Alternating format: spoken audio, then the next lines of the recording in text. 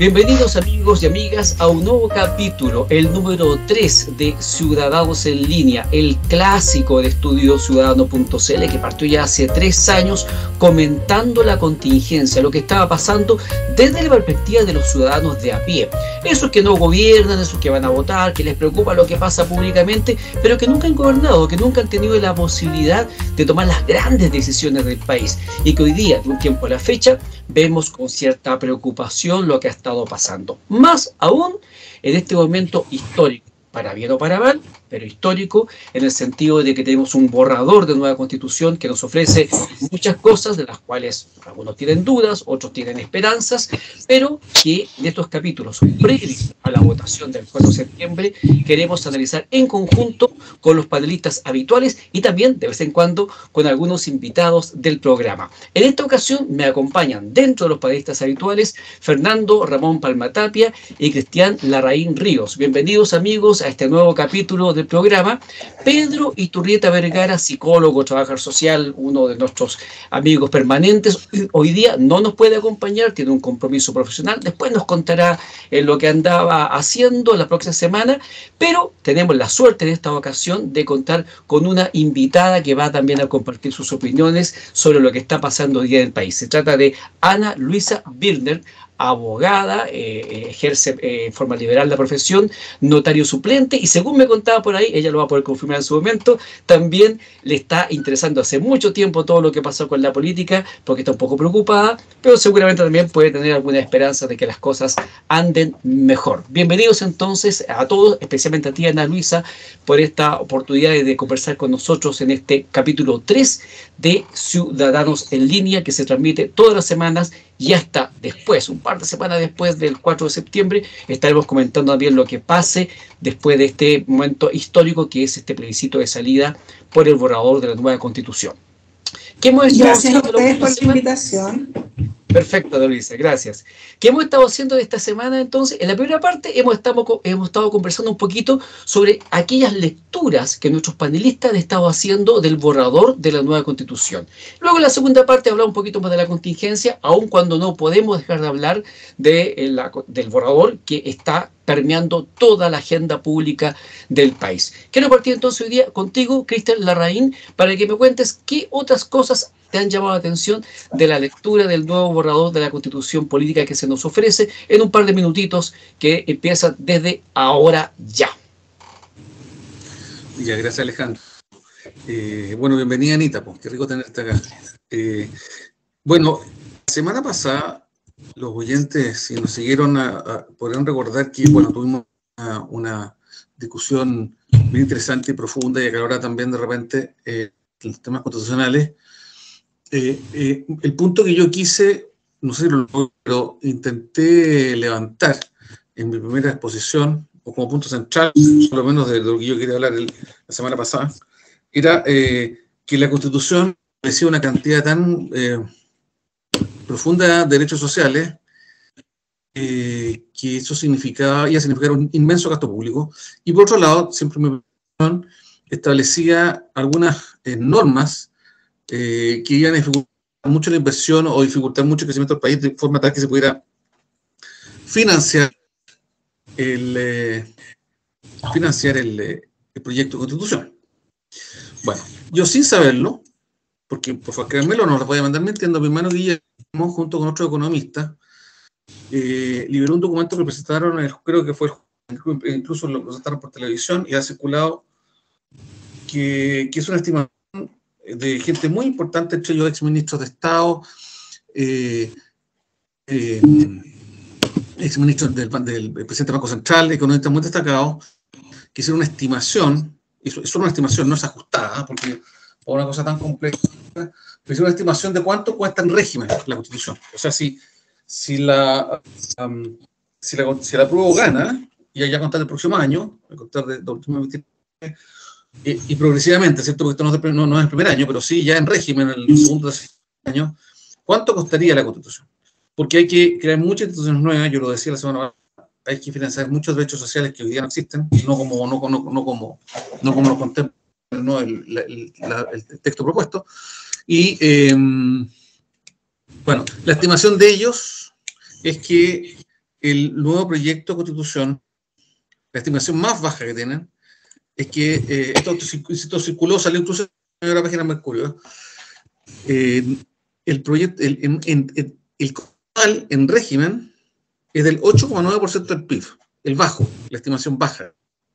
Eso es algo así como 28.000 millones de dólares adicionales anuales al presupuesto actual. O sea, eso es algo así como aumentar un 50% el presupuesto del Estado de aquí a un par de 3 o 4 años más, y porque están salud garantizada, pensiones, etcétera.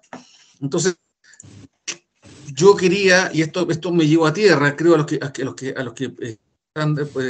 estamos revisando este proceso, no la segunda parte de mi afirmación. La primera, la segunda parte era que yo decía, opino, que la Constitución no establece parámetros adecuados de la economía y que incluso es sumamente peligrosa como lo está conceptualizando y destructiva incluso. Pero esa parte de la afirmación, la segunda parte, esto por lo menos yo no lo oriento, son 120 páginas, pero sí el mensaje que me apoya es que es un inmenso gasto social. En la versión más baja, el 8,9% del PIB, en la más alta, 14,2%. 14,2 son como 37.000 millones de dólares.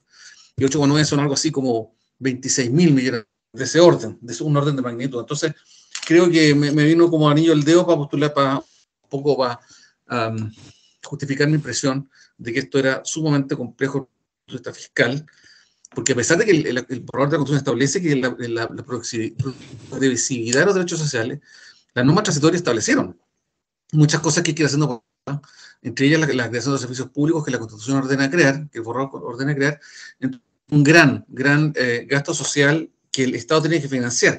Piensen ustedes que es casi 3 veces la reforma que quería hacer la presidenta Bachelet y el doble de la reforma que ahora quiere el presidente Boric. Entonces es un gasto realmente increíble y decía yo, con normas jurídicas, económicas muy débiles o incluso perjudiciales, como era, por ejemplo, yo llamo así, nacionalización de los derechos de agua, porque a contar del 5 de septiembre se aprueba la Constitución, todos los derechos de aprovechamiento de agua que existen hoy en Chile, empresas eléctricas, agrícolas de todo tipo, industriales, se pierden y pasan a permiso administrativo. Entonces, como derecho de propiedad, la Constitución no lo reconoce. Porque la Constitución actual sí lo reconoce como derecho de propiedad. Ese era mi primer postulado y por ahí dándole paso a Ana Luisa y a Fernando, yo quisiera conversar de temas también de justicia, si es posible, si tenemos tiempo, y de reforma. Creo que es un aspecto muy significativo para la toma de decisiones de la gente. Hoy día circulaba un WhatsApp de una grabación de un exalcalde de Rabinet, que según ellos no sé dónde información, lo estoy citando a él, decía que solo el 14% de la población quiere aprobar, de las que quieren aprobar, solo el 14% quiere aprobar sin hacer la reforma. Entonces, pareciera que la Constitución o la posibilidad de reforma es un tema sumamente significativo que revisemos. Y esta Constitución tiene hartas normas en eso, tiene hartas cosas que conversar, así que me gustaría que tenemos tiempo de conversar de ese punto. Sí, de todas maneras vamos a conversar de ese punto porque yo me había leído el borrador anterior, el que no estaba armonizado, y me había llamado la atención, creo que era el artículo 21, que ahora está en el 34. Se lo voy a leer al tiro para echarle al tiro un poquito ¿cómo se dice?, gasolina a la hoguera. Dice así, el artículo 34, y es preocupante, especialmente para la gente que tiene formación en derecho. Los pueblos y naciones indígenas y sus integrantes, en virtud de su libre determinación, tienen derecho al pleno ejercicio de sus derechos colectivos e individuales. En especial, tienen derecho a la autonomía, al autogobierno, a su propia cultura, a la identidad y cosmovisión, al patrimonio, a la lengua, al reconocimiento y protección de sus tierras, territorios y recursos, en su dimensión material e inmaterial, y al especial vínculo que mantienen con estos, a la cooperación e integración, al reconocimiento de sus instituciones, jurisdicciones, ojo, el concepto de jurisdicción, y autoridades propias o tradicionales, y a participar plenamente, si así lo desean, en la vida política, económica, social y cultural del Estado. Recordemos que la jurisdicción es la capacidad que tienen los tribunales de conocer, juzgar, resolver y sancionar y hacer cumplir lo sancionado, y eso es propio de la actividad del Poder Judicial y, bueno, también de la autoridad administrativa, pero es un imperio. Así que sí, vamos a hablar un poquito de esos temas de justicia. Solamente decir que el hermano de Cristian, para que se sepa claro, es Guillermo Larraín, economista muy conocida, ex superintendente de pensiones, creo que fue consejero del Banco Central también, en fin, ha pasado por varios cargos. Fue presidente del Estado. Ya, presidente del costado, ha pasado varios cargos bastante conocidos. Estuvo, si no me equivoco, con la candidata Proboste. Jana Proboste. Sí, también.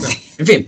Y en la parte alta del estudio que salió, que se ha dado a conocer bastante, en la parte alta estamos hablando de 14-15% del PIB, equivalente a 45.000 millones de dólares. Cuestión que se suma a otras ofertas que ha hecho el gobierno de Boris, como la eliminación del CAE y la eliminación, o el pago más bien dicho, de la deuda histórica de los profesores, que fue lo que dijo hace unos días el ministro de Educación. Fernando Ramón Palma-Tapia, ¿algo que decir respecto de este punto o traes tus propios puntos respecto de tus lecturas personales del borrador de la nueva Constitución para esta semana?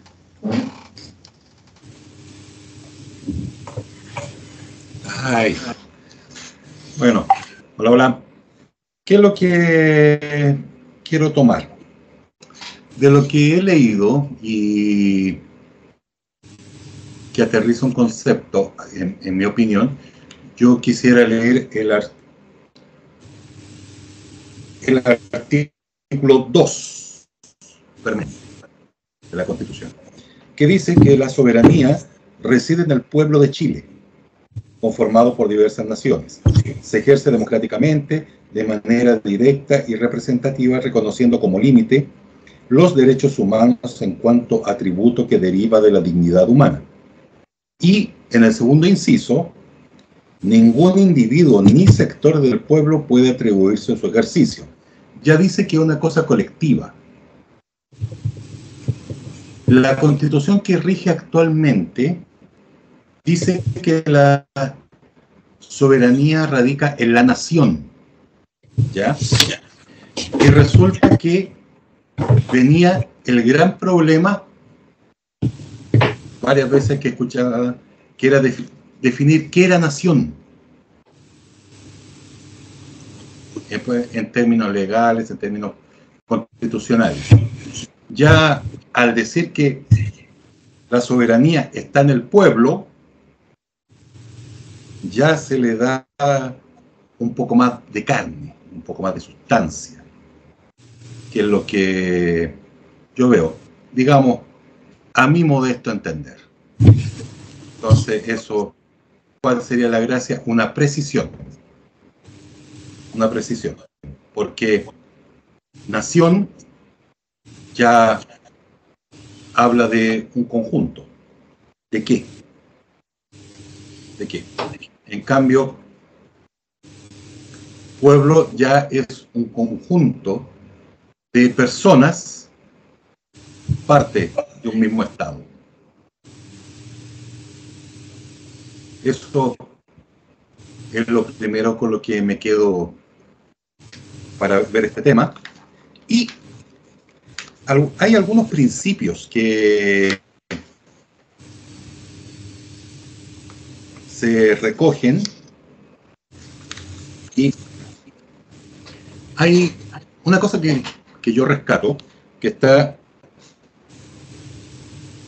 en los principios, artículo 139, que dice que Chile es un país oceánico que reconoce la existencia del maritorio como una categoría jurídica que, al igual que el territorio, debe contar con regulación normativa específica que incorpore sus características propias en los ámbitos social, cultural, medioambiental y económico. Disculpe, Fernando, ¿qué número dijiste de la Constitución? 139, permanente. Ah, 139. Permanente, ya. Entonces, de hecho, yo escuché algunos comentarios que el Armada están contentos con este artículo. ¿Por qué habrían de estar contentos con este artículo? Porque resulta que, según lo que se decía, la protección de las aguas, tanto territoriales como zona económica exclusiva, se veían como algo más bajo, según lo que decían. En cambio, con este concepto, queda exactamente igual. Y de hecho, no sé si saben que dentro de la normativa chilena, mar territorial son hasta las 12 millas, contando desde la costa. Ese es mar territorial. Eso es que se considera como soberanía y como zona económica exclusiva hasta las 200. ¿Ya? Perú cuenta hasta las 200 millas como soberano.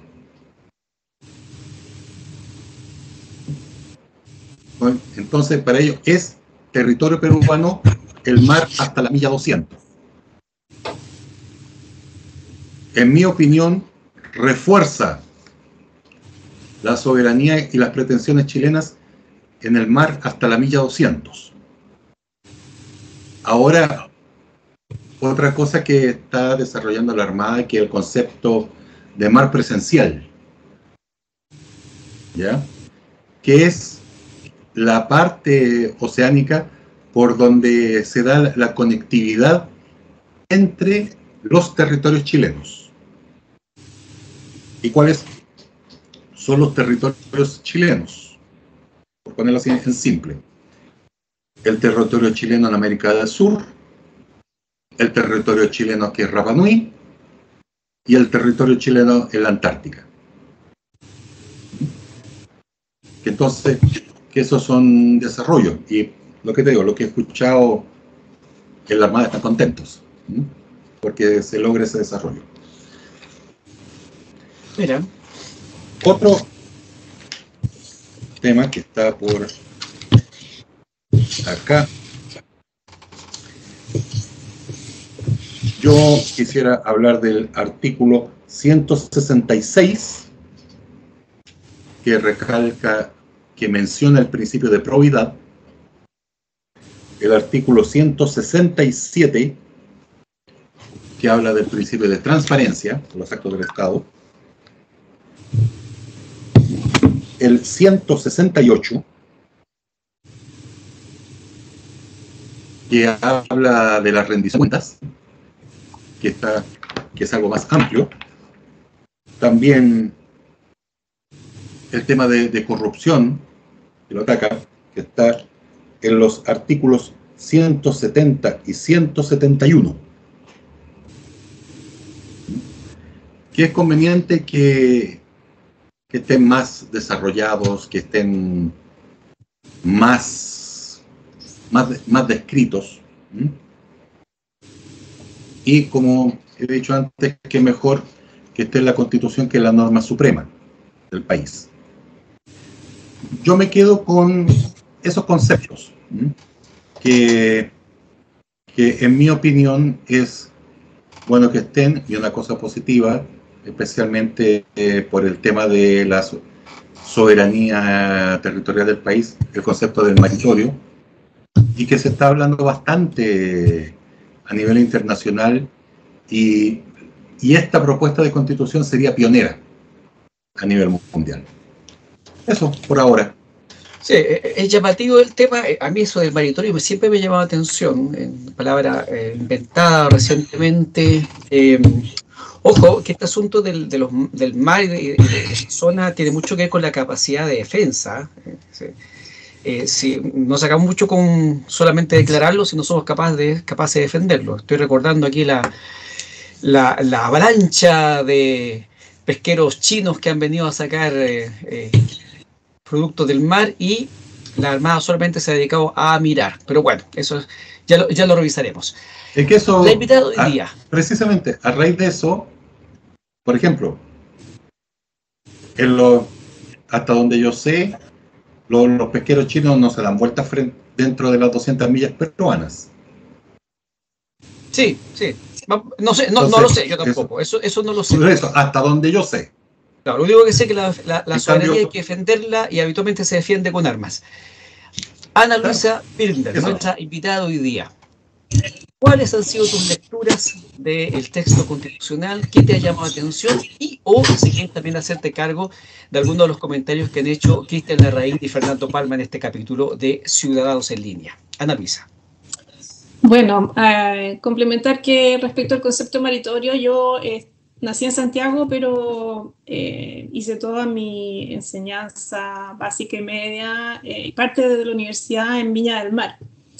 Y ahí es muy famosa la Escuela de Arquitectura de la Universidad Católica, porque usaba unos conceptos muy alternativos, la ciudad en Amereida, y bueno, ahí está el origen del concepto meritorio en esa universidad, en los años 60, 70. Y es en el fondo la traslación de territorio a meritorio, pero está más referida a más que a la protección como del mar en específico, a la protección de los usos que ciertos pueblos, entre comillas, ancestrales hacen de cierta parte del mar, en especial en las bahías, en el sur de Chile. Tiene como una bajada un poco más de usos y costumbres que netamente marítimas. Y para ciertos zonas en que eran, no sé, ciertos habitantes usaban para pescar, para recolectar, tenían un uso en el mar o en ciertas partes de ese maritorio. Así que bueno, es un concepto relativamente novedoso y interesante de explicar. ¿Qué me interesa a mí? A mí lo que me llama la atención de esta Constitución es que se pierde un poco el concepto de bien común y se reemplaza por una molecularización de bienes comunes y que se traduce en que es una bolsa de caramelos envenenados. Así lo veo yo. ¿Por qué? Porque tiene dulces envenenados para todos los gustos. Si uno analiza encuestas o lo que la gente piensa respecto de por qué aprueban por algo muy específico. Por ejemplo, puede ser para los animalistas porque le reconoce derecho a los animales y por eso aprueban. Para la persona que necesita o está carente de vivienda porque le reconocen vivienda digna, entonces por eso aprueban por una cosa en específico, en vez de considerar que la Constitución es un sistema que en el fondo tiene una finalidad que debe ser el bien común y no el bien particular o aquella exclusiva caramelo que a mí me gusta, las feministas, el que aborto libre, aunque no se diga hasta cuántos meses, pero que está el aborto libre o que está la paridad de género. Entonces, tiene a gusto del consumidor para los medioambientalistas. Esta es una Constitución profundamente imbuida de lo que es un ecologismo profundo, y que es la llave. Este ecologismo profundo deja en distintos articulados como la puerta de entrada al control estatal. Después a mí, vi en particular el derecho a la energía, que es un solo artículo, son 4 incisos, pero que se escribe poco, se habla poco de cómo está contenido el derecho a la energía en esta Constitución, pero van a ser relevantes en el futuro si se aprueba. ¿Lo tienes a la mano ese artículo, Ana Luisa? ¿Lo tienes a la mano ese artículo? Es el 59. Ya, 59. A ver, revisémoslo. Yo también estoy ahí con distintas versiones, entre el armonizado, el no armonizado.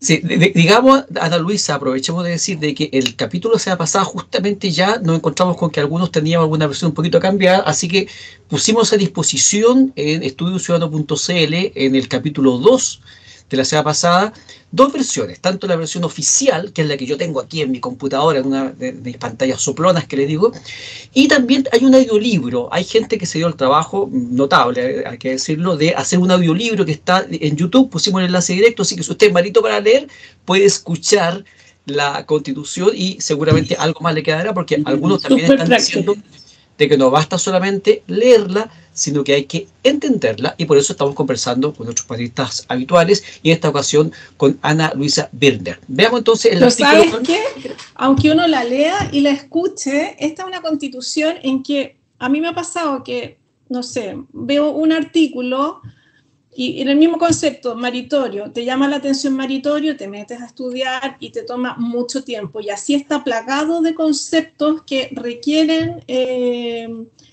o sea, todavía me cuesta entender el concepto de interculturalidad. Por ejemplo, es un concepto que he revisado muchas fuentes y me ha costado entender, pero me estoy distrayendo. El otro punto que quiero hacer presente es que no sé si es una especie de paradoja, pero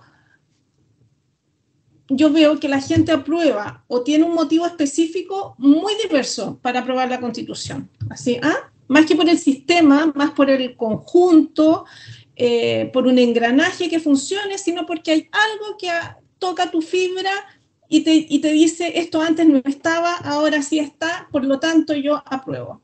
Pero por otro lado, vemos que, de acuerdo, revisando el resultado de la encuesta CADEM, están los temas que, en el ítem, temas que más se valoran de la propuesta.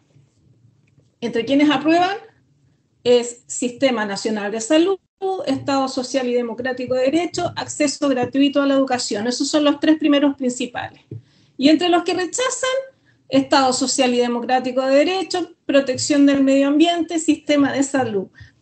¿Cuál es el punto que quiero enfatizar? Nadie discute sobre los sistemas de justicia, sobre las autonomías, a lo que a la gente le interesa es salud, educación, pensiones.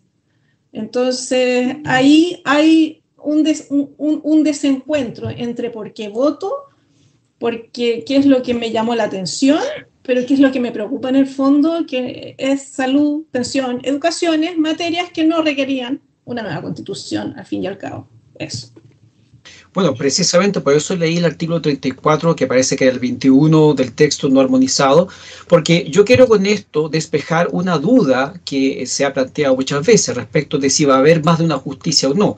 A mi parecer sí la va a haber, porque el momento que el artículo 34 señala que se reconocen las jurisdicciones, bueno, váyase a la internet, váyase a cualquier diccionario jurídico y se van a enterar, nuestros amigos que nos escuchan, que el concepto de jurisdicción implica una autoridad, que en el caso de Chile es el Poder Judicial, los jueces, que tienen la facultad de conocer, es decir, de tomar conocimiento de aquellas materias que las partes en un juicio o de los delitos que se cometen puedan ocurrir y ellos tienen que resolver.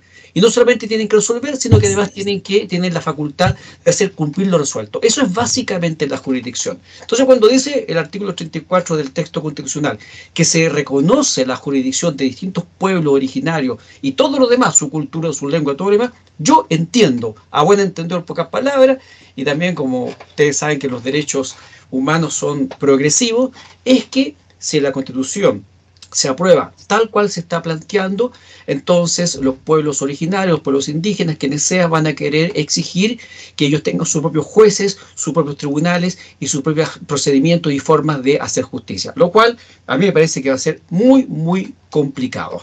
Vamos terminando esta primera parte con una ronda más cortita para ver qué otras cosas tienen que decir nuestros panelistas. Cristian Larraín, ¿algo que decir de esta primera vuelta?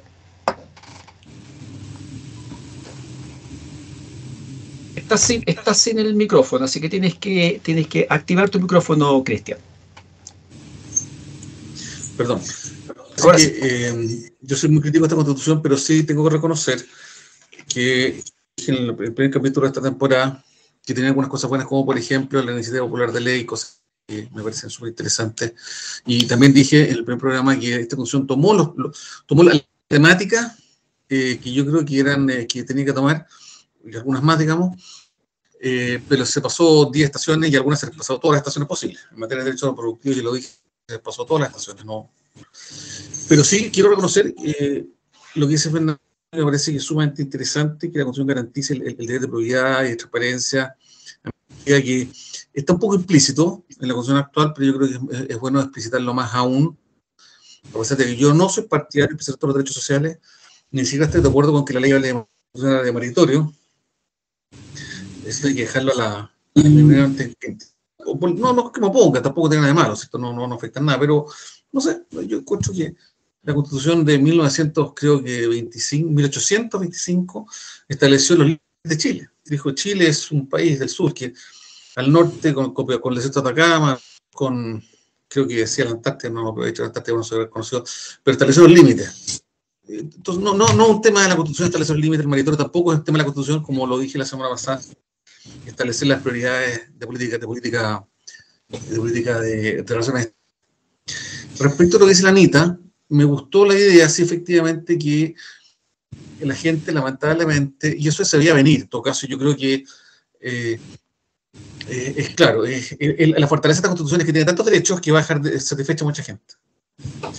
Desde ese punto de vista, es lo que dice la Anita, cada uno puede tomar el dulce que quiera, ¿cierto? Y que le convenga a su situación personal. A mí en particular, como soy abogado independiente, probablemente muchos de los derechos sociales, yo los doy en mi vida privada en particular, los doy por satisfecho, y eso por supuesto hace distintos ratos al pueblo de Chile.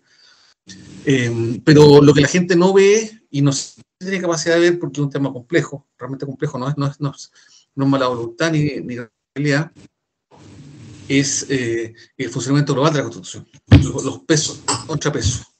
Todo un poco lo que dice la Anita, cómo va a operar Chile a pesar de que la Constitución dice que nadie, ningún grupo se puede, digamos, que el Estado chileno es un solo territorio, pero cómo va a operar las comunas autónomas con las regiones autónomas, los territorios indígenas autónomos, todos con financiamiento del Estado, todos con capacidad normativa, se van a usar, y eso está en un experimento importante. Pero yo por lo menos me quedo de lo que me creo que es bueno que la Constitución establezca aspectos de relación a transparencia y probidad, y me quedo con que es muy importante que analicemos el funcionamiento global de no solamente sus derechos. Eso diría yo. Gracias a todos. Bueno, por lo menos en esa parte tal vez no haya mucho que hacer leyes después, porque tenemos ya una legislación bastante interesante en materia de transparencia, en materia de probidad. Está el Consejo de Transparencia, está el Estatuto Administrativo, están los principios del derecho público que obligan a los órganos del Estado y a los funcionarios a realizar ciertas conductas. Sí, está bien que se explicite, pero ojalá que este no sea un espacio de pérdida de tiempo más adelante, porque si hay otras materias, como se mencionó en el caso del aborto, donde se está chuteando la pelota para que sea la ley la que vaya poniendo los márgenes. Fernando Ramón, ¿algo que decir antes de terminar esta primera vuelta cortita? Bueno, lo que he estado leyendo respecto a lo que se habló especialmente, por decirlo así, la justicia indígena. Y estuve leyendo por ahí de que eso implica que tienen sus propios tribunales, y hay que decir que la respuesta es sí. Tienen sus propios tribunales. Ahora, ¿tienen jurisdicción? Sí, pero en el ámbito donde está esa comunidad indígena. Y saben, y estuve un poco leyendo, está en Wikipedia, que ¿quién tiene más desarrollado eso? De competencia, justicia indígena, jurisdicciones, Estados Unidos.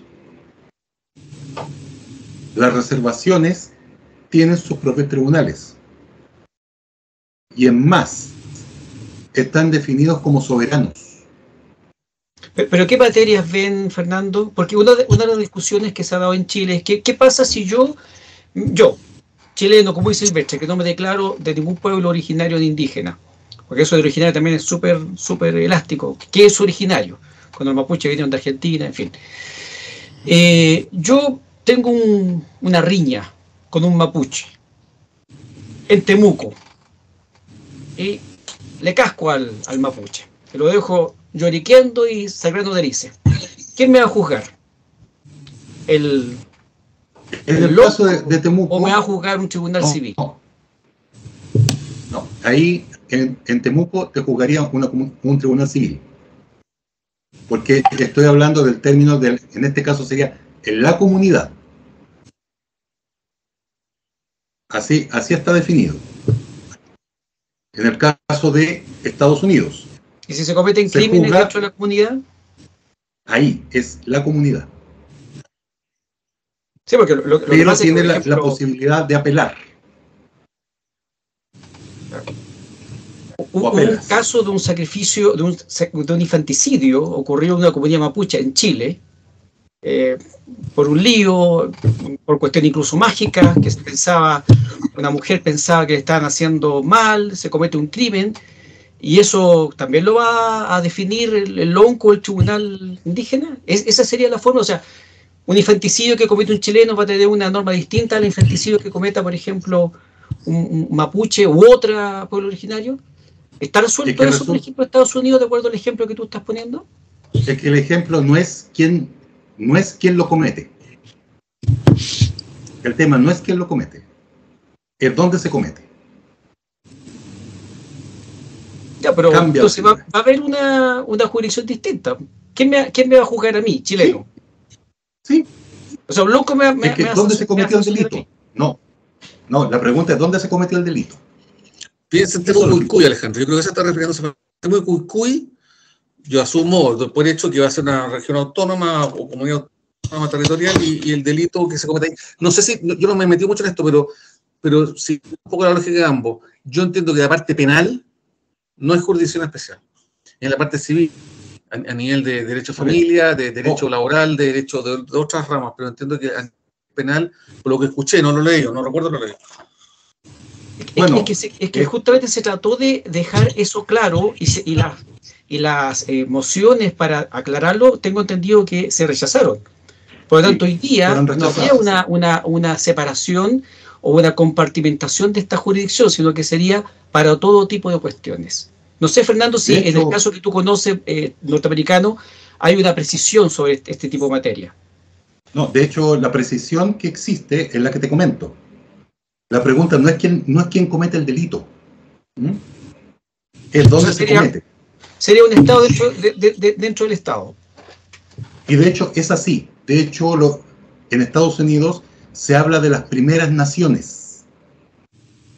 First Nations. Y que tienen soberanía. ¿Ya? Tienen soberanía. Y esa soberanía es protegida por la soberanía de los Estados Unidos. ¿Ya? Ahora, ¿qué se quiso hacer en la convención?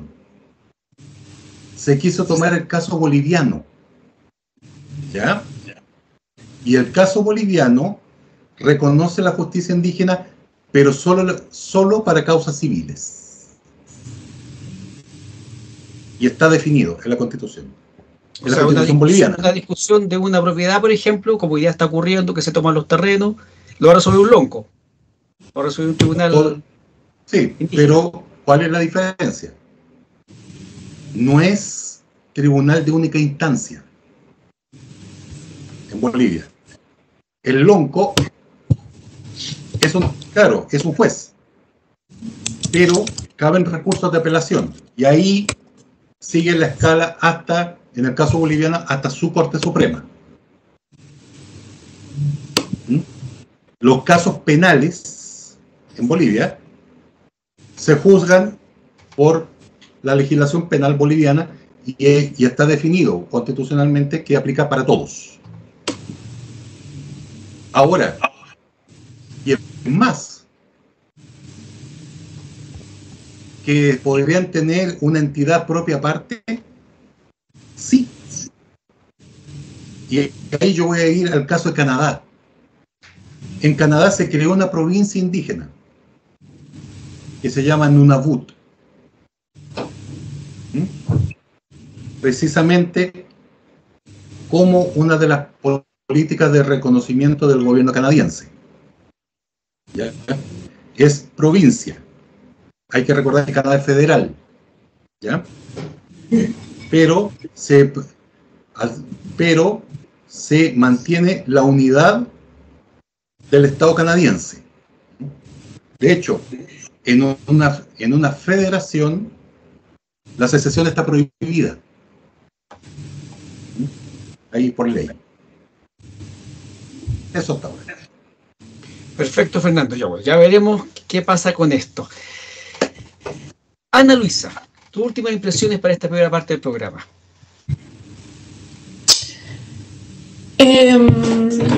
A ver, respecto a los sistemas de justicia, me parece que estamos elucubrando, porque el mismo texto de la Constitución establece, de la propuesta, que es la ley la que determinará los mecanismos de coordinación, cooperación y resolución de los conflictos de los sistemas jurídicos indígenas y las entidades estatales.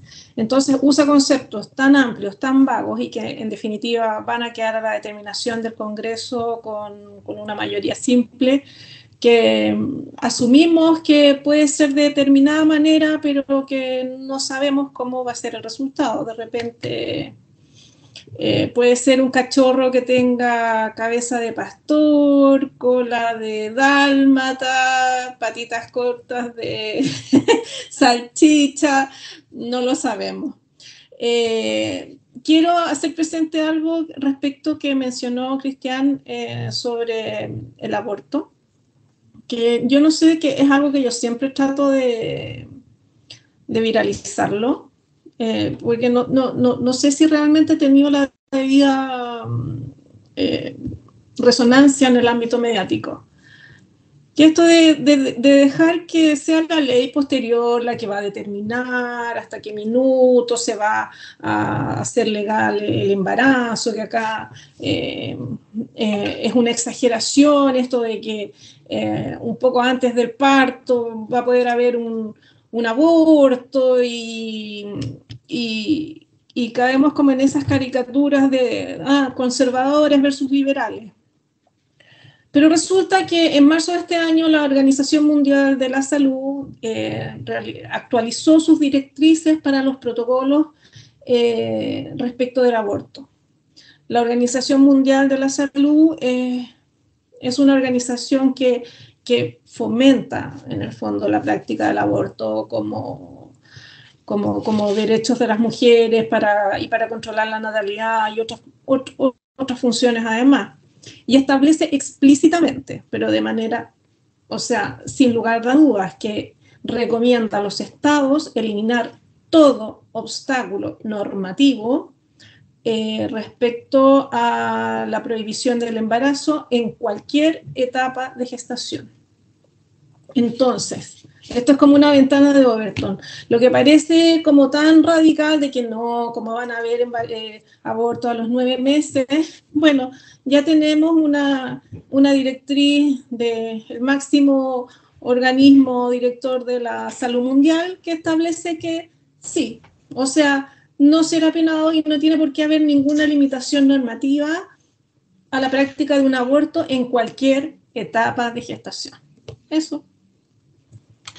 La ventana de Overton es una teoría que señala que en la medida de que se vayan extremando las posiciones, aquello que parece inusual, raro, ridículo, extremo, empieza a aparecer después como algo posible, probable, atendible, aceptable. Interesante, vamos a poner ahí en nuestra página también un enlace al detalle de lo que es la ventana de Overton para que los amigos que nos escuchan puedan entender de qué se trata. Es muy interesante. Sí, fíjate que en Estados Unidos se está discutiendo una ley que establece que no será sancionada a la madre por descuidar a su hijo hasta, menciona la palabra perinatal, que entiendo que es desde que nace la guagua hasta como 28 días. Si no la quiero amamantar y muere de inanición, no soy culpable, que también es como bien chocante, pero está en discusión. Probablemente no se apruebe, pero ya estamos hablando de eso.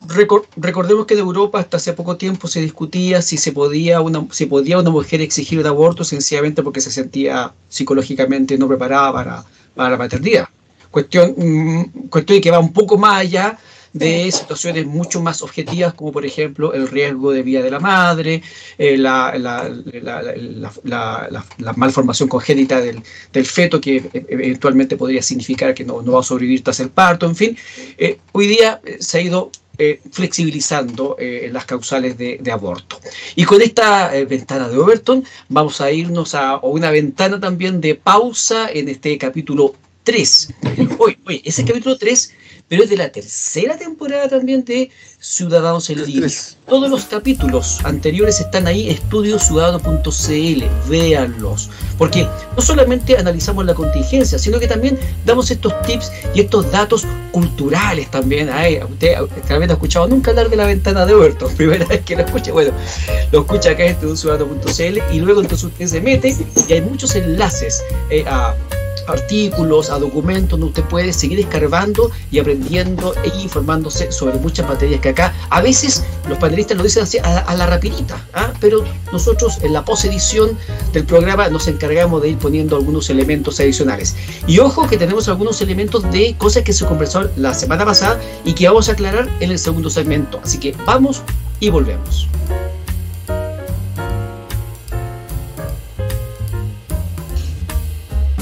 Estamos ya en la segunda parte y final de este capítulo 3 de la tercera temporada de Ciudadanos en Línea, conversando con Cristian Larraín, Fernando Palma.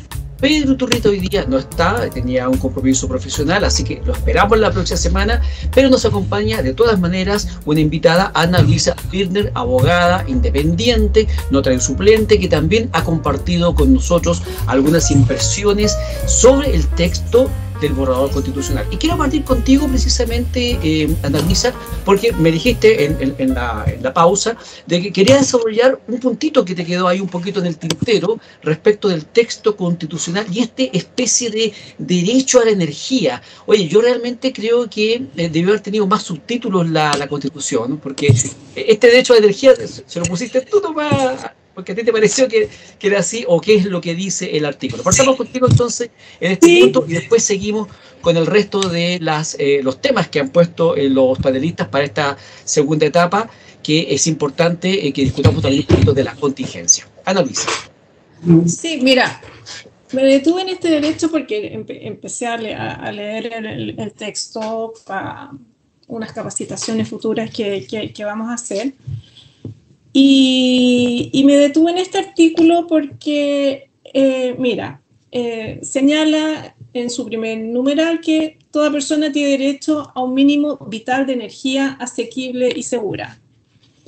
Que me parece interesante como declaración, pero no sé qué tanta bajada como terreno, qué tanta practicidad pueda tener ese derecho a un mínimo vital de energía.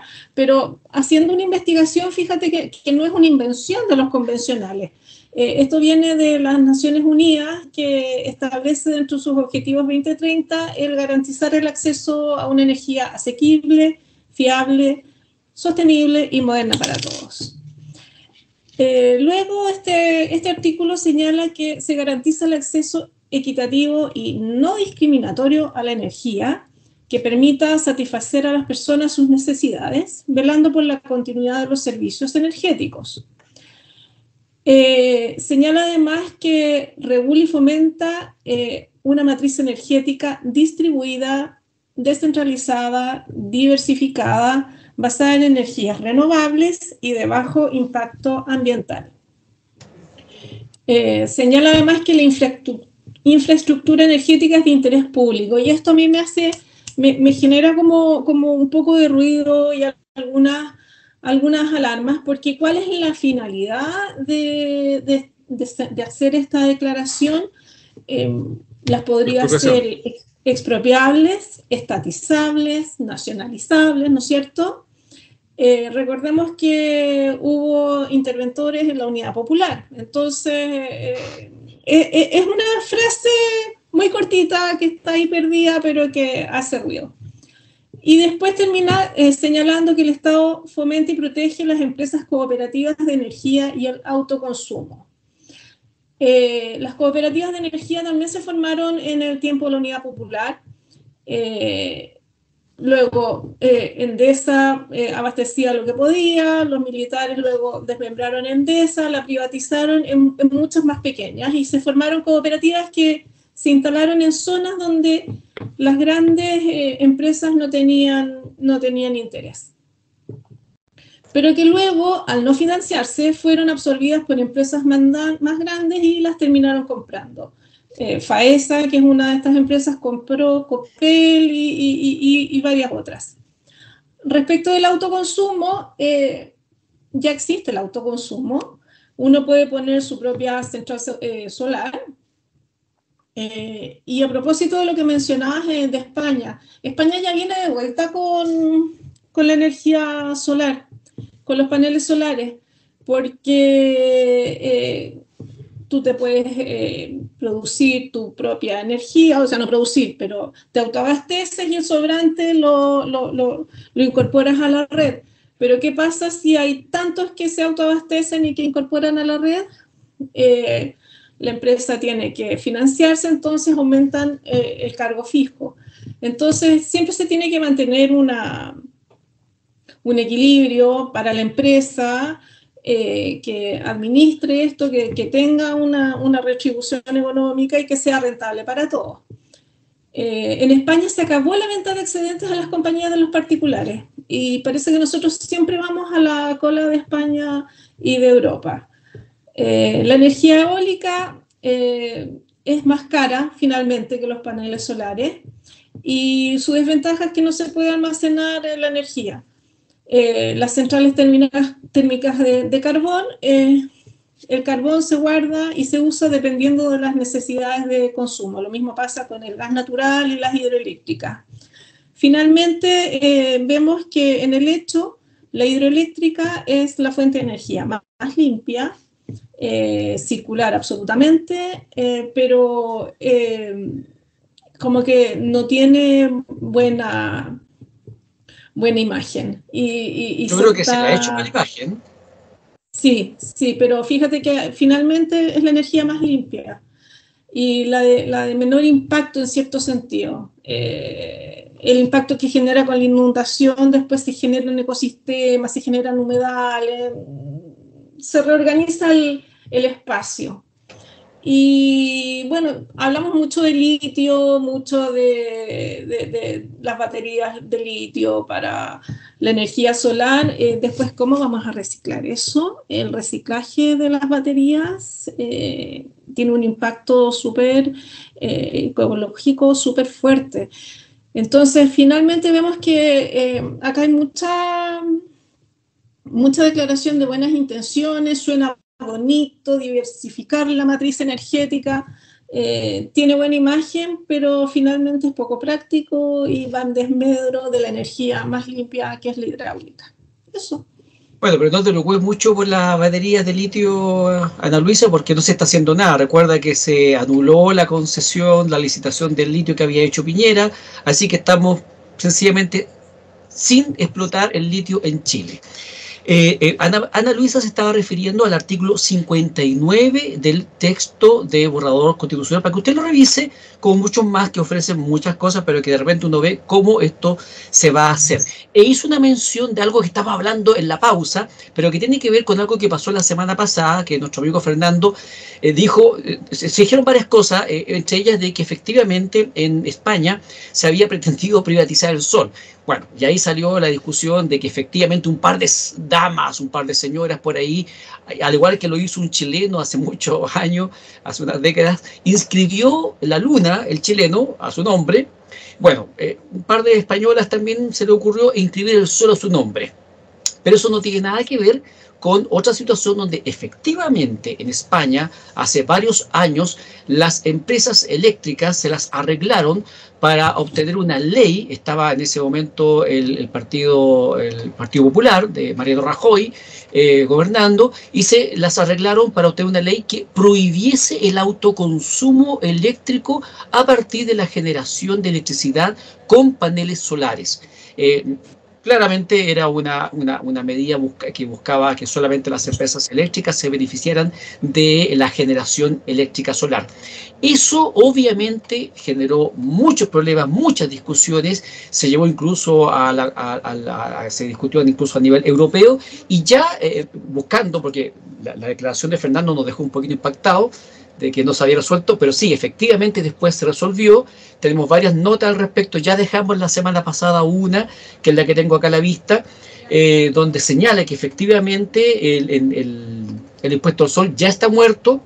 Dice que tras años de batallas políticas, jurídicas y sociales, el gobierno de España lo liquidó. La duda era qué quedaba en el tintero y qué pasa ahora, y un poquito ahí ya Ana Luisa nos estaba contando de que esto de inyectar energía que la produce el propio usuario también ha tenido algunos efectos no siempre deseados, porque la idea es que si usted genera energía, la que le sobra la inyecta al sistema, y la empresa eléctrica tiene la obligación de devolverle en dinero, en su cuenta, esa parte de energía que usted inyecta. En Chile, la ley se llama Net Billing, búsquelo ahí en Net Billing en internet, y permite entonces que usted ponga paneles solares en su casa y se conecta al medidor. Necesita un medidor inteligente, así, no cualquier medidor para hacer eso, y ahí entonces existe la posibilidad de que parte de esta inversión que usted va a hacer se devuelva en también descuentos en la cuenta eléctrica. Pero claro, efectivamente hubo un intento de impedir que los españoles hicieran uso de este autoconsumo, pero eso después se revirtió. Y el otro punto que mencionó Fernando tenía que ver con el origen de la empresa Soprole. Estuve investigando porque él decía de que en su origen se habría basado en el derecho canónico. Lamentablemente en la página web de Soprole.cl hoy día no mencionan nada de eso, pero nuestro abogado, Cristian Larraín, sí tiene algo al respecto que decir respecto del origen de Soprole y de otras empresas de la época. Así que te doy la palabra, Cristian, para que nos cuentes eso, y también para que empecemos a tocar los otros temas que a ti te interesan de la contingencia en este capítulo. Excelente, gracias, Alejandro. Mira, yo he dicho aquí con palabras muy duras, las más duras que me he podido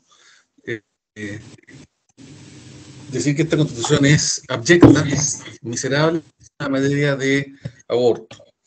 La verdad es que no reconoce absolutamente ningún derecho al que está por nacer, ninguna, porque no establece ninguna limitación y de hecho, si la ley estableciera limitaciones, probablemente diría alguien, no, ya esa ley constitucional, porque la Constitución no establece limitaciones.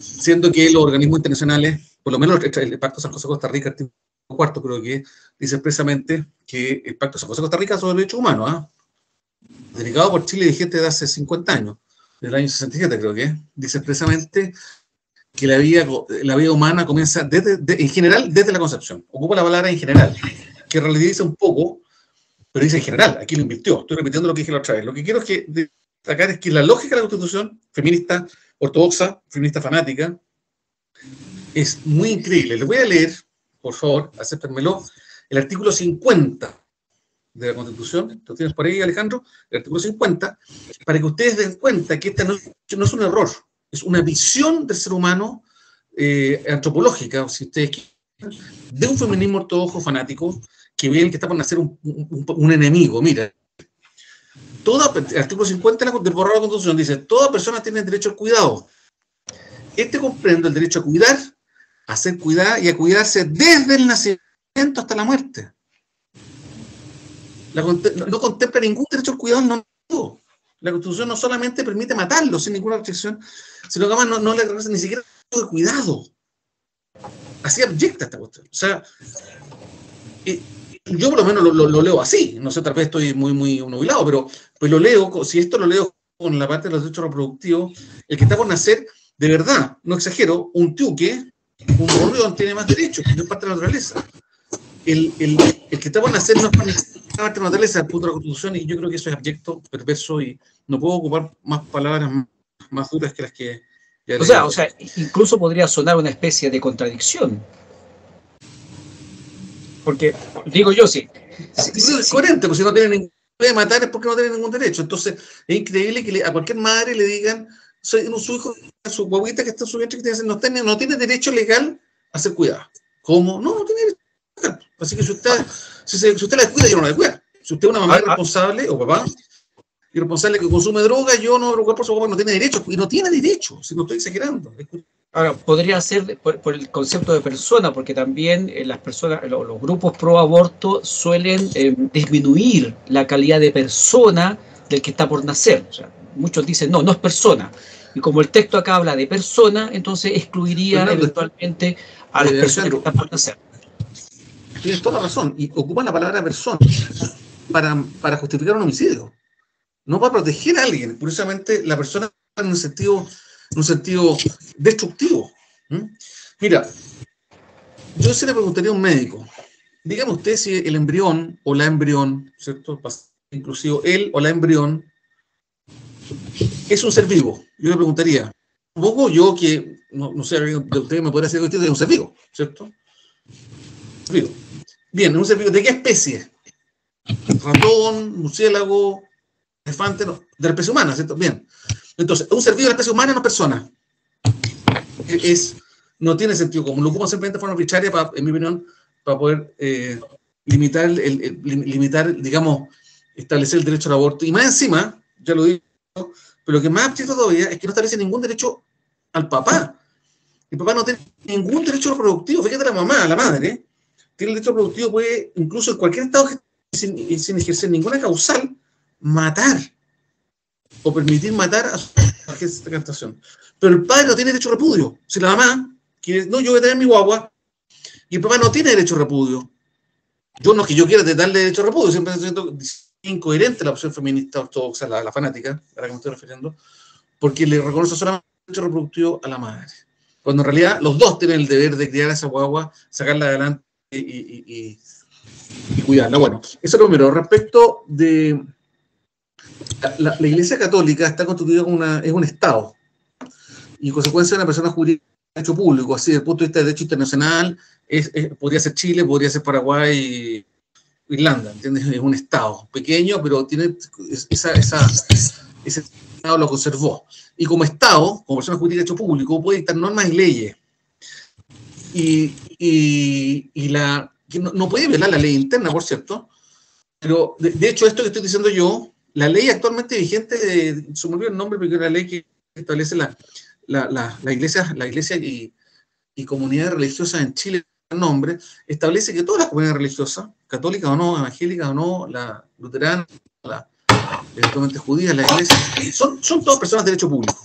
Y en tanto personas de derecho público pueden hacer actos jurídicos unilaterales, vinculantes para sus, no vinculantes contra el derecho civil, pero sí vinculantes, por ejemplo, y para llevar a crear instituciones. Yo no tengo el detalle, pero sí sé que la Iglesia Católica, allá al principio de los 80, y dada la catombe económica que hay en Chile, el cardenal Silva Enrique estaba muy preocupado por eso y trató y creó el Banco del Desarrollo. Con un préstamo, no sé el monto, pero era significativo, algo así como $10 millones que le hicieron en la época, tal menos, no tengo idea del monto real, esto lo estoy inventando, que le hicieron desde Italia. Pero el Banco del Desarrollo. El Banco del Desarrollo entonces lo creó, hasta donde yo sé, al amparo de un decreto, no sé si el accionista era el Vaticano, no creo, pero sí al amparo de un decreto vaticano o de algún tipo de acto jurídico derecho canónico. Eso no solo así. Las congregaciones en Chile, todas se forman por acto jurídico derecho canónico. Y las congregaciones, desde que lo hacen, como el Vaticano es un Estado, y esto también lo puede hacer la Iglesia Evangélica ahora, porque también son corporaciones de derecho público, igual la ley subió a todas a nivel de derecho público, pueden hacer congregaciones, y desde que la hacen, pueden sacar cuenta corriente, esto me consta como abogado de banco, pueden sacar cuenta corriente y pueden activo pasivo, patrimonio, ¿cierto? Pueden hacer personas jurídicas. Entonces, lo que yo entiendo, no estoy seguro del caso Sole, no estoy seguro, pero sí sé que la Iglesia Católica participó en la época, sobre todo de la mano del gobierno de Eduardo Frei Montalva, participó en la creación de muchas cooperativas agrícolas y de todo tipo, desde su procesión como como Vaticano, o sea, la Iglesia Católica, el arzobispado de Santiago, en ese minuto, dictó distintos tipos de decretos de derecho canónico y creó empresas o en este caso cooperativas. Así que no me extrañaría, no me consta, insisto que no me consta, que Soprole haya sido a principios de los 60 una cooperativa de productora de leche, que igual que Unicop, ustedes se acordarán de Unicop, los más viejitos, Fernando, ¿te acordás de Unicop? Que una cooperativa sí. que dio lugar al MAC, y al MAC después dio lugar a Unimark. Era en su origen una cooperativa de crédito, una cooperativa, y la cooperativa es una sociedad privada que no tiene controladores, que cada asociado tiene derecho a un voto, entonces son más participativas, son más igualitarias con sociedad anónima, en que una persona puede tener 20 o 30% de la propiedad. Eso por lo menos tanto yo sé, no estoy, insisto, que estoy hablando de Soprole, pero intuyo que por allá va el comentario, y hay algunas, la Copeuch, por ejemplo, que es una corporación creada por la Universidad de Chile, en tanto hay una cooperativa creada por la Fuerza Aérea y la Marina, una compañía de seguros también, creada por ellos en el año 1910. Entonces hay varios organismos que fueron creados por instituciones públicas o no públicas en sentido estatal, sino que públicas en sentido de empresas privadas como esta que estoy dando, otro ejemplo, probablemente Bomberos de Chile, yo no sé quién lo... Pero la Copeuch todavía existe, pues. Sí, le hizo una tremenda empresa. La da crédito sociales. Sí, y está mire, y deben haber, sí, créditos sociales, sí, pero se comporta como empresa privada, porque me consta. Sí, digamos, absolutamente. Porque de hecho, le dan créditos sociales a la gente de la Universidad de Chile, sí, pero además tú te puedes hacer socio de la Copeuch. Claro. De hecho, te dan créditos y te haces socio. Entonces, bueno, pero no lo estoy criticando, maná. Si lo hace bien, yo no tengo ningún problema. Yo soy muy respetuoso de la empresa privada y la admiro mucho. Bueno, pero entonces, vaya a mi comentario en relación al derecho canónico y a que probablemente en la historia de Chile, sobre todo cuando la Iglesia Católica era bastante más adherente hace 70 años atrás que ahora, tenía esas cosas que venían del Tratado de Separación del Estado de 1925 entre el Estado y la Iglesia Católica de 1925. Así que yo creo que ese es un poco el origen. Y no me extrañaría, insisto, que haya otras cooperativas agrícolas pesqueras, incluso, capaz que Capela ya hace, no sé si pero me parece que muy bien. Ella produció también, tiene un origen similar. Oye, a propósito de libertad de culto y la mención que tú hiciste recién, no te acordabas de la ley de las iglesias. Bueno, yo lo busqué rápidamente y resulta que nosotros tenemos una norma especial sobre la constitución jurídica de las iglesias y organizaciones religiosas que data del 27 de septiembre de 1999. Es la ley 19.638 que establece sobre la constitución jurídica de las iglesias y organizaciones religiosas. Mira, el artículo 1, a propósito de la discusión que tenemos hoy día del borrador constitucional, porque para algunos muchos artículos de la constitución que se nos ofrece son como novedosos, pero mira, aquí lo que dice el artículo 1 de esta ley, que es del año 99, dice, el Estado garantiza la libertad religiosa y de culto en los términos de la Constitución Política de la República. Artículo 2. Ninguna persona podrá ser discriminada en virtud de sus creencias religiosas, ni tampoco podrán éstas invocarse como motivo para suprimir, restringir o afectar la igualdad consagrada en la Constitución y la ley. Artículo 3. El Estado garantiza que las personas desarrollen libremente sus actividades religiosas y la libertad de las iglesias, confesiones y entidades religiosas. Mira, hay 99, así que no hay muchas novedades sobre cosas que se ofrecen hoy día. Es un poco lo que yo te decía, esa ley antigua fue muy negociada en su tiempo, pero yo creo que fue bien. Me tocó, para terminar mi comentario y pasarle a Fernando, me tocó conocer esta ley porque yo era abogado de un banco y me llegó un decreto de arzobispado de Santiago, creo que creaba una institución, suponte que era, voy a inventar, no me acuerdo qué era, pero era algo así, corporación de ayuda al niño que sufre. Estoy inventando, no era eso. Pero quería abrir cuenta corriente. Y yo decía, pero bueno, es una sociedad para abrir cuenta corriente. Yo era abogado, pero dije, no, pues, si aquí. Entonces me tuve que meter a esa ley, efectivamente. La persona jurídica, desde el punto de derecho público, porque una institución al amparo también lo podría hacer desde esa ley, una iglesia evangélica, porque también son personas jurídicas de derecho público. Perdón, terminé, gracias. Oye, no la tengo es más. un tema no menor, porque muchas veces se discrimina a las organizaciones sociales, no se le da acceso a crédito, a instrumentos financieros. Otro día lo podríamos conversar, pero por ejemplo las pymes, las MIPYMES tienen muchos problemas para acceder a cuentas corrientes, por ejemplo, para poder hacer sus operaciones. Hay poca oferta en esa materia. Así que me imagino que para ti tiene que haber sido extremadamente novedoso enfrentarte a ese requerimiento. Me impresionó mucho, tuve que, como te digo, estudiarlo y ahí me di cuenta que efectivamente lo que estoy haciendo ahora, eso lo tengo claro de esa época. Y no ha cambiado tanto eso. Perfecto. Fernando Ramón, ¿cuáles son los temas tuyos para esta segunda parte del programa? Bueno, en mi caso, a lo mejor como complemento a lo que comentaron, por ejemplo, lo que comentaba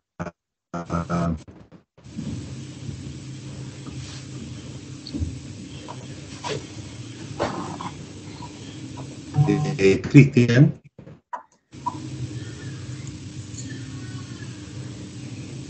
hay que recordar que organizaciones, digamos, por sí y ante sí. De hecho, ese fue el fundamento, por ejemplo, que el Arzobispado de Santiago creó la Vicaría de la Solidaridad. Entonces claro, podían... Con esa autoridad independiente del Estado local, digamos. Y fue por eso que se pudo crear la Vicaría. Antes de eso, existía una cosa que se llamaba el Comité Pro Paz, en que existían distintas iglesias que estaban, digamos, dando la lucha contra la dictadura desde el punto de vista de los derechos humanos, ahí promocionando amparo, recurriendo a los tribunales, todo eso. Pero resulta que como estaban las iglesias protestantes, que eran personas de derecho privado, personas jurídicas de derecho privado, entonces eso se tiró abajo, ahí por la vía legal. Y la forma en que se respondió... a carácter público. Disculpa, Cristian, no te escucho bien. No, ratificando lo que tú dices, confirmando lo que tú dices, efectivamente la ley se volvió el número que dijiste, 9.000. 19.638. 1938 lo que hizo subir todas las organizaciones religiosas de Chile al estándar de la Iglesia Católica. La Iglesia Católica como un Estado, el Estado Vaticano, que una corporación de derecho público, puede firmar tratados internacionales, para que ustedes vean que es un tema muy importante por el jurídico. Religioso yo creo que no tiene ninguna importancia, pero público, desde el punto de vista, no sé, no ninguna, pero poca. Pero lo que hizo fue igualarla, subió el estándar. Son todas organizaciones de derecho público. Perdona, no te interrumpo más. Claro. Sí, no, está bien. Entonces, y de hecho, y un poco para profundizar, ¿quiénes más son personas jurídicas de derecho público? Que son las universidades del Estado. Por eso hacen, por ejemplo, los convenios de intercambio académico. Ahí con universidades extranjeras. Y tienen pueden hacerlo, Fernando. Claro, de hecho, por lo menos aquí en Chile. Pero ahí es otra historia que podemos conversar. Es un emprendimiento, además. Ahí hay paño que cortar. Porque, punto uno, cómo surgieron los clubes y cómo están ahora. Entonces, eso es otra historia, como se dice. Yo quisiera abarcar una cosa, como desde el punto de vista de la anécdota, el debut y despedida de José Antonio Kast como vocero por el rechazo, porque tuvo una declaración y después el silencio más absoluto se lo tragó la tierra, lo cual en parte hace sentido. No sé si recuerdan cuando se inauguró la Casa del Rechazo, ahí hace pocas semanas. Uno de los entrevistados fue, no me acuerdo el nombre, pero es el dueño de la ex fuente alemana, que se llama Antigua Fuente ahora, ¿ya? Carlos Siri. Al pobre... Carlos Siri. Carlos Siri, perfecto. Entonces con don Carlos, que desgraciadamente le ha tocado pésimo, tiene toda la razón del mundo para alegar, pero hay una cosa que él dijo, y yo creo que debieron haber tomado nota, que en esta campaña, en la campaña en la cual él participaba, llamando a votar rechazo, que los partidos no tenían cabida. ¿Y por qué? Porque la crisis política y que todavía llevamos ahora fue gatillada por los mismos partidos políticos. Si se fijan, procuran que todo el que tenga cara de político, voz de político, olfato de político, lo manejan bajo 7 llaves.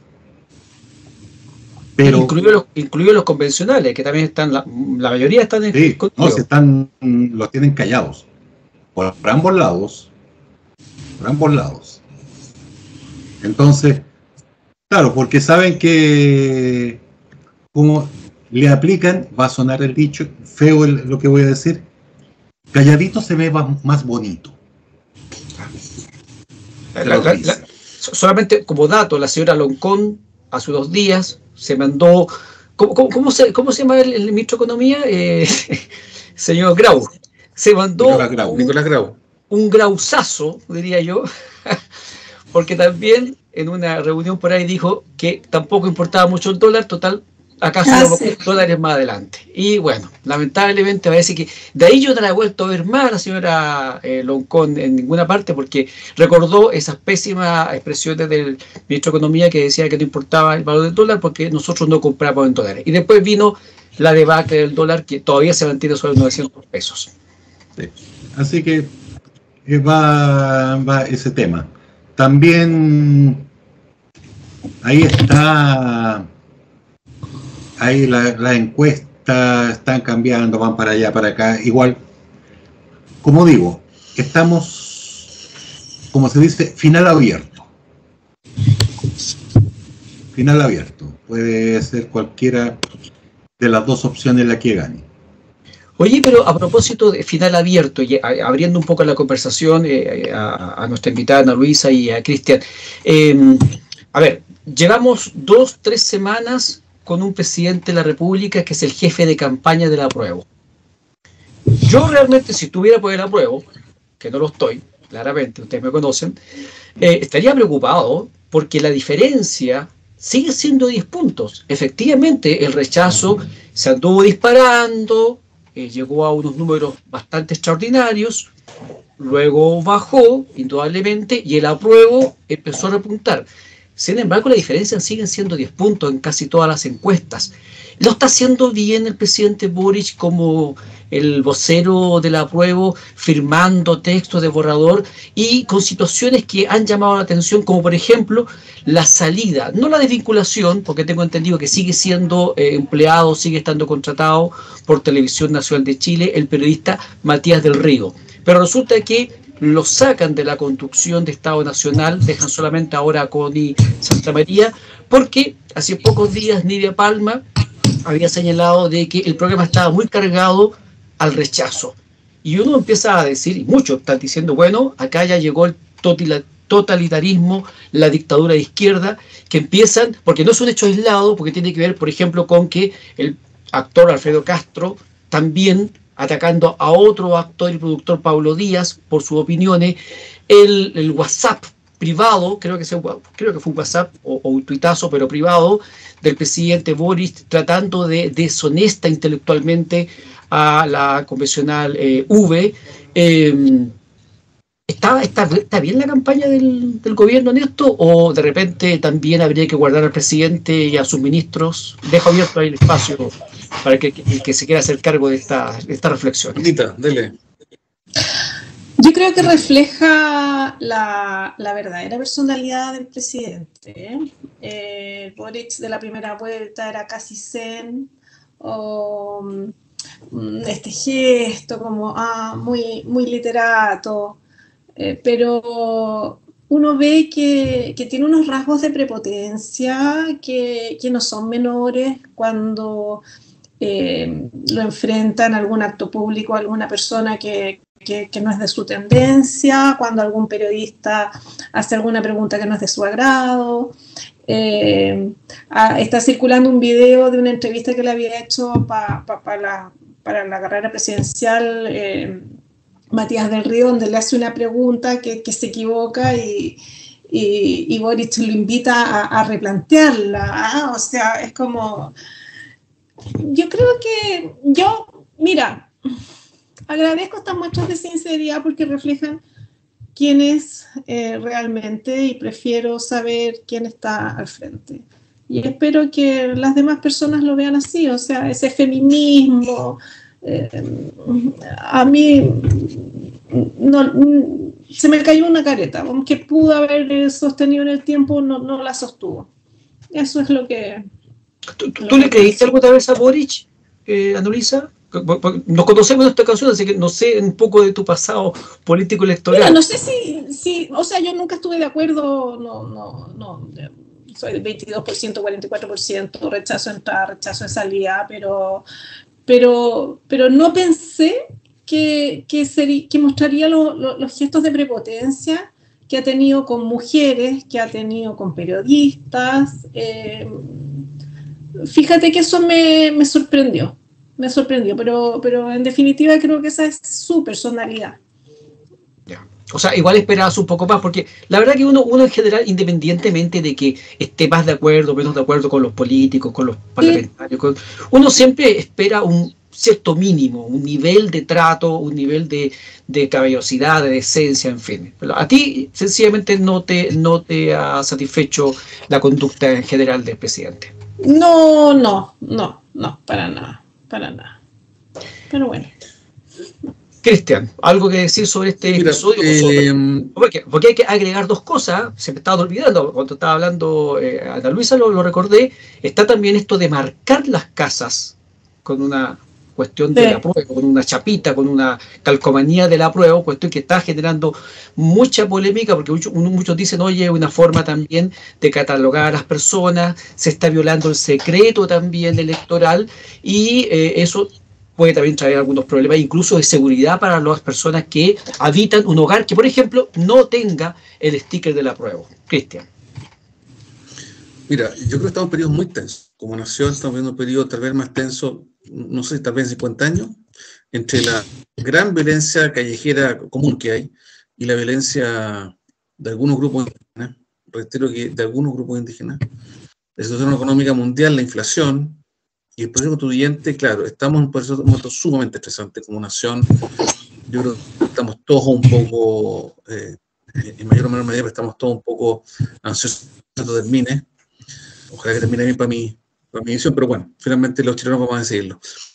A mí es evidente que él va por el apruebo y está en todo su derecho. El punto es que, mira, una de las mayores críticas del presidente Boric es el cambiar de chaqueta que ha hecho en su vida.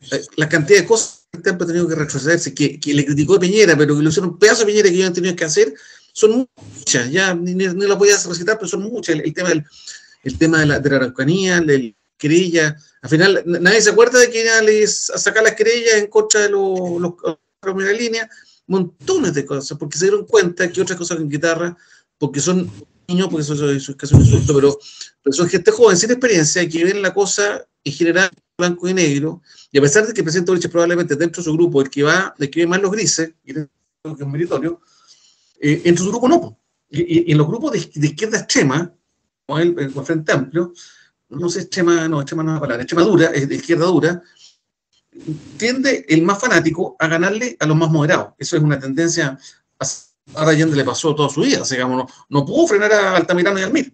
Ahora Allende, que era el más moderado, dentro de un poco lo que le pasa a Boric, que siendo el más moderado dentro de su organización, a Piñera le pasa, a Boric a Zafor Allende le pasaron por arriba. Bueno, digo esto porque yo esperaba de él una mayor economía. Tú me abriste un poco los ojos, Alejandro, la semana pasada, porque si el presidente quiere ser ecuánime, tenía que hacer 600.000 ejemplares comparativos de constituciones.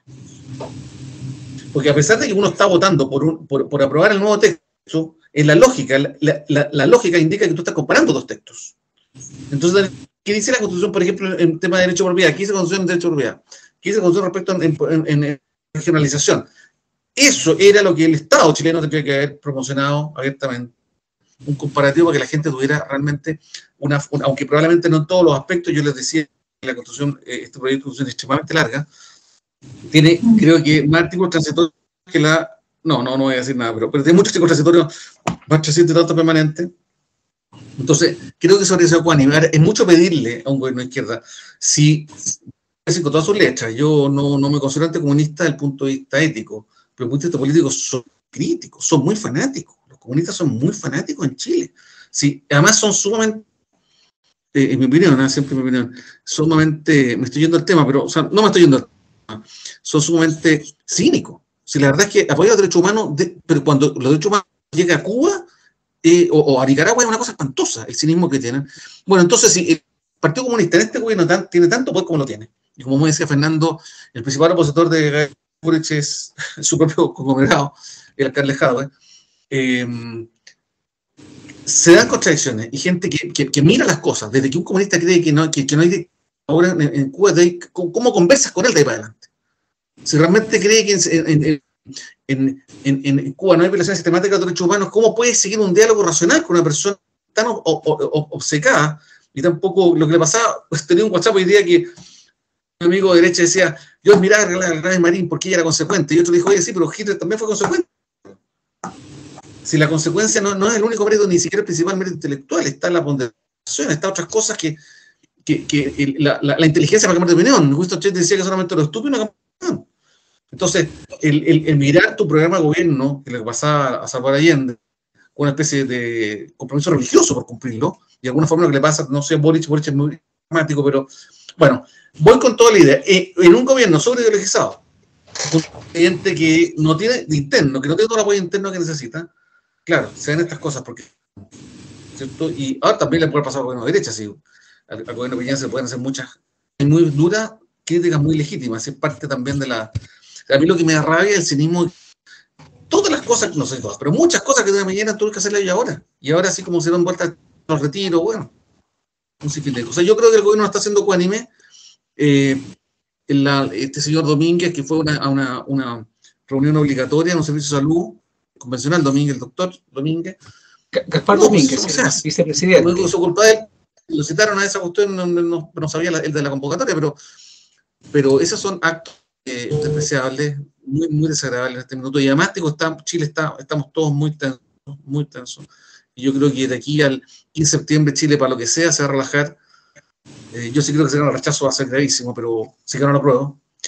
A todo esto, lo que lo dejo citado, tal vez para la próxima semana, porque ya me ocupó mucho tiempo, pero esta función es extremadamente de cambiar.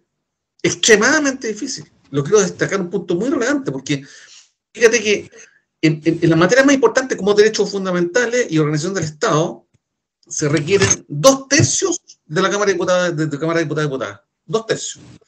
Salvo que haya un plebiscito posterior. Y eso ya lo hace súper difícil. Para cambiar la nueva, modificar la Constitución, para cambiarla por completo, para hacer lo que estamos haciendo, se requiere un proceso igual. La actual Constitución dice que para reemplazar la Constitución hay que hacer un proceso igual, paritario, con pueblo originario, exactamente igual. O sea, no a todos lo fundamental que sea paritario con pueblo originario en una asamblea constituyente elegida y con un plebiscito de salida también. Pero y lo decía hoy día Jaime Rabinet, que me abrió los ojos, me terminó de convencer. Porque era ya no solo el tema del plebiscito de salida, si la aprobación se hace con 2/3. Además que requiere necesariamente el consentimiento de los pueblos indígenas, para todo lo que le afecte a ellos. Entonces, cualquier modificación que queramos hacer sobre la organización territorial que esta Constitución establece, los derechos colectivos de los pueblos indígenas, se requiere autorización de ellos. Entonces, ahí se hace una cuestión de locos, porque además que ya están totalmente representados los pueblos indígenas, que era necesario que estuvieran representados, pero se pasó, se pasó 10 estaciones, además para modificar el estatuto, entonces lo rigidiza completamente porque quedamos a la mano de un porcentaje de la población para regular aspectos que no interesan a toda la población. Bueno, no quiero más tiempo, pero yo creo que esos son los temas que podemos hacer la próxima semana, y yo creo que el gobierno está haciendo con ellos. Sí, vamos a tener que dejar varios temas ya para la próxima semana, porque como suele pasarnos, el tiempo se nos hizo corto para todas las materias que hemos puesto en esta ocasión. Pero bueno, nos queda un poquito más de un mes para este 4 de septiembre, que va a ser histórico. Yo lo he venido diciendo, independientemente del resultado, va a ser histórico porque va a marcar lo que va a pasar con Chile en los próximos años. Sea para bien, sea para mal, sea para más o menos. Algunos dicen que si gana la prueba, los que van a tener alto trabajo van a ser los abogados para interpretar los textos de que se han de aplicar y todo eso, y hacer leyes y un montón de cuestiones más. Quiero agradecer a Ana Luisa Birder la ocasión que estuvo con nosotros en este momento. Gracias, Ana Luisa, por haber aceptado la invitación de Estudio Ciudadano a conversar en esta ocasión sobre estas materias. Espero que podamos coincidir en otra ocasión también, no sé si dentro de este ciclo o en otro de los programas de Estudio Ciudadano.cl, y mandarle un saludo grande también a Pedro Iturrieta, que no nos acompañó en esta ocasión por razones laborales, pero que la próxima semana se reintegra a esta conversación que tenemos con los panelistas clásicos, Cristian Larraín y Fernando Palma. Yo me despido, espero que el programa haya sido interesante, entretenido. Hagan clic en todos los enlaces que dejamos en cada uno de los programas, porque ahí hay mucha información que les sirve a ustedes para complementar las conversaciones que estamos teniendo en estudiociudadano.cl, porque el voto del 4 de septiembre tiene que ser informado. Usted tiene que ser responsable de lo que marca, para que después no andemos lloriqueando, o después sencillamente seamos felices con haber tomado una buena decisión. Nos vemos la próxima semana, Dios mediante.